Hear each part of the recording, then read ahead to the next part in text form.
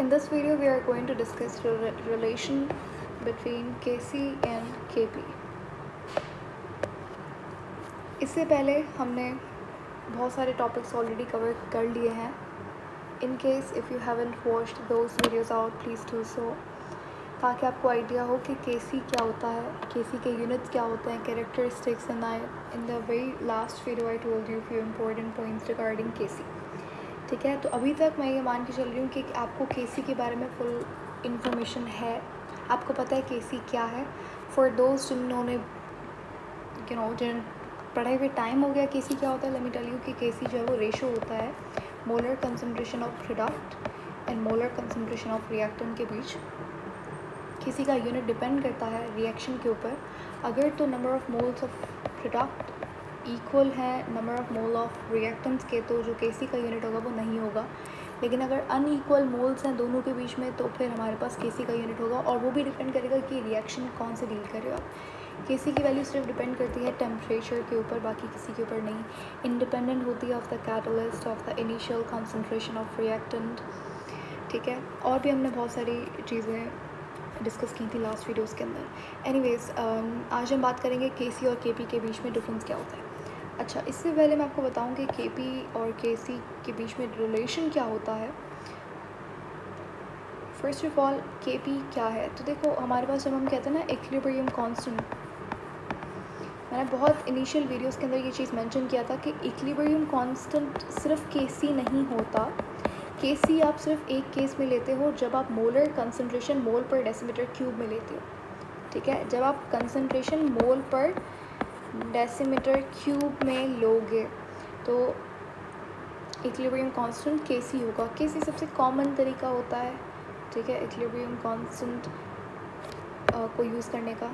लेकिन इसके अलावा भी हमारे पास Kp होता है, Kx होता है, ठीक है, और Kn होता है. तो ये सारे डिफरेंट इक्विलिब्रियम कांस्टेंट्स होते हैं डिपेंडिंग ऑन कि आप क्वांटिटी ऑफ रिएक्टेंट प्रोडक्ट किसके अंदर ले रहे हो. ठीक है, यहाँ पे Kc के केस में आप कंसंट्रेशन लेते हो मोल पर डेसीमीटर क्यूब में. अब Kp क्या है, Kp आप लेते हो जब आप पार्शियल प्रेशर को डील करते हो.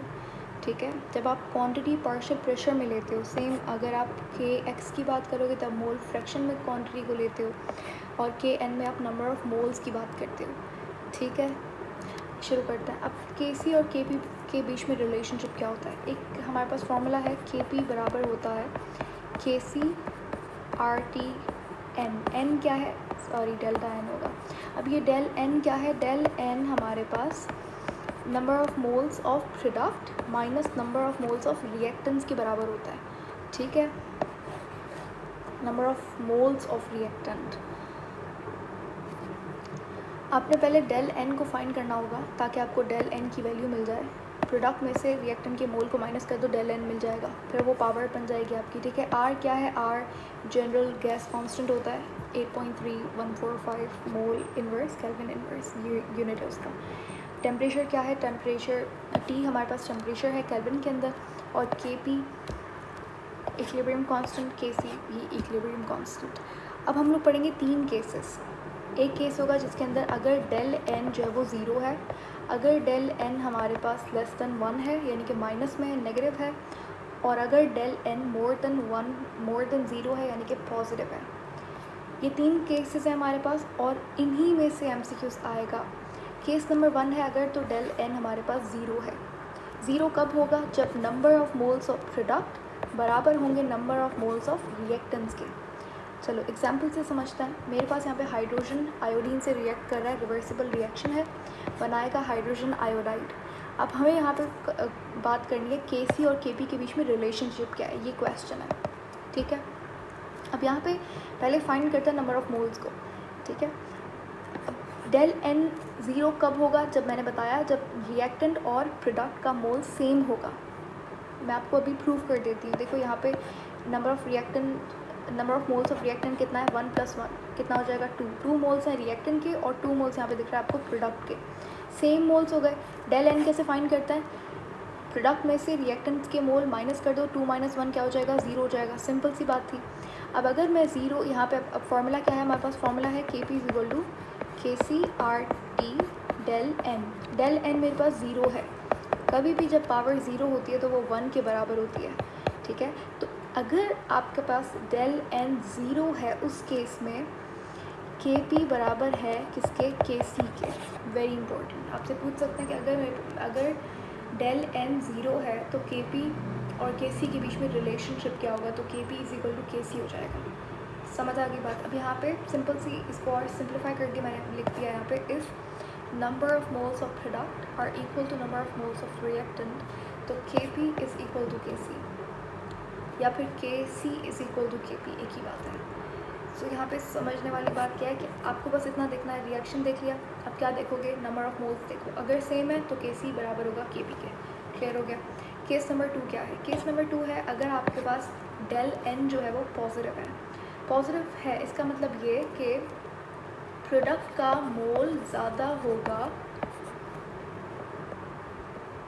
रिएक्टेंट के मोल से, ठीक है। क्या कहना चाहती हूँ मैं, लेट्स सी, मेरे पास यहाँ पे रिएक्शन है लेड पेंटाक्लोराइड, यहाँ पे रिवर्सिबल रिएक्शन है, डिकम्पोज हो रहा है PCl3 और क्लोरीन गैस। अब यहाँ पर अगर नंबर ऑफ़ मोल्स देखें तो नंबर ऑफ़ मोल्स यहाँ पे रिएक्टेंट के कितने हैं, 1 मोल है, और प्रोडक्ट के नंबर ऑफ़ मोल्स कितने हैं, 1 + 1 कितना हो जाएगा, 2 हो जाएगा। अब पहले फाइंड करना है हमें डेल एन बराबर है number of moles of product minus reactant के मोल्स। 2 - 1 किसके बराबर है, 1 के, which is a positive number, ठीक है। तो डेल एन मेरे पास क्या है, पॉजिटिव है। अब अगर आप 1 रखते हो पावर के अंदर, RT पावर 1, क्योंकि डेल एन की वैल्यू 1 है तो इसको 1 है तो यानी कि अंडर स्थिति बाधा नहीं भी लिखोगे तो के पी बराबर हो गया के सी आर टी के। इसका मतलब ये है यहाँ पे ऑफकोर्स आर टी की कुछ ना कुछ वैल्यू होगी, तो इससे जब आप मल्टीप्लाई करोगे के सी को तो के सी की वैल्यू इंक्रीज़ होगी, ठीक है। इसका मतलब ये है कि हमारे पास जब डेल एन पॉजिटिव 1 होगा तो के पी की वैल्यू ज़्यादा होगी के सी की वैल्यू से।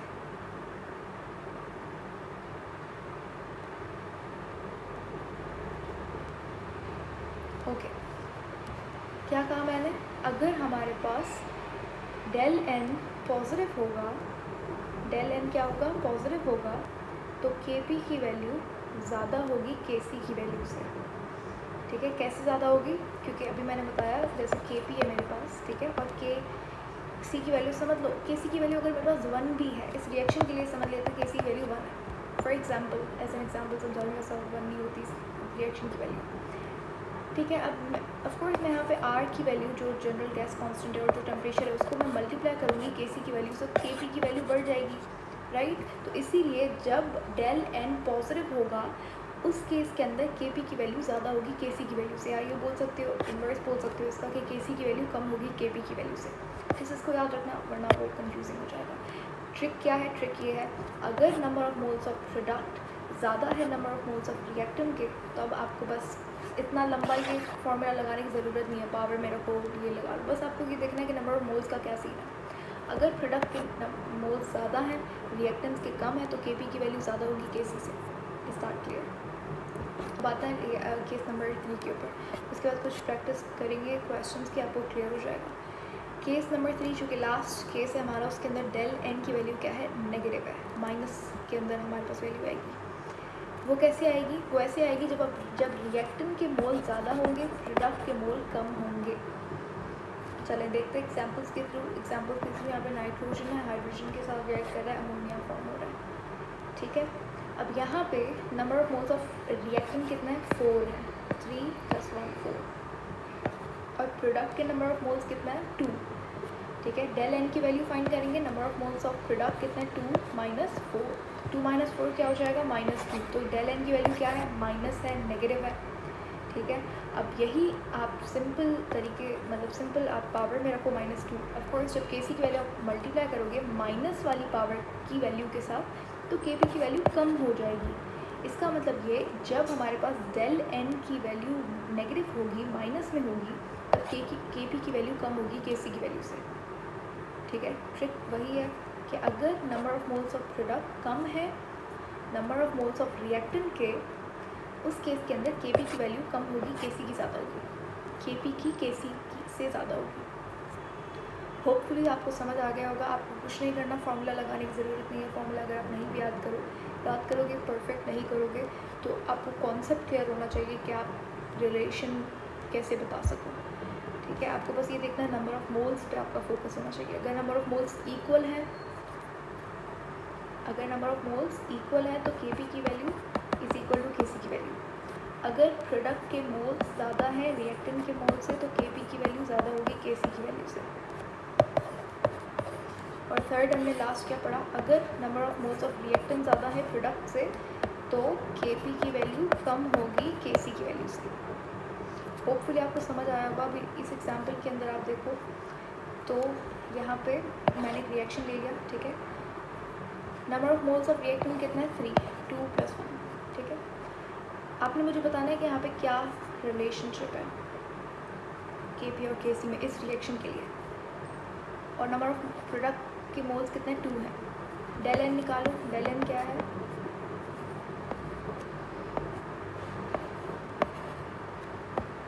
प्रोडक्ट के मोल्स -2 - 3 -1 आंसर आएगा।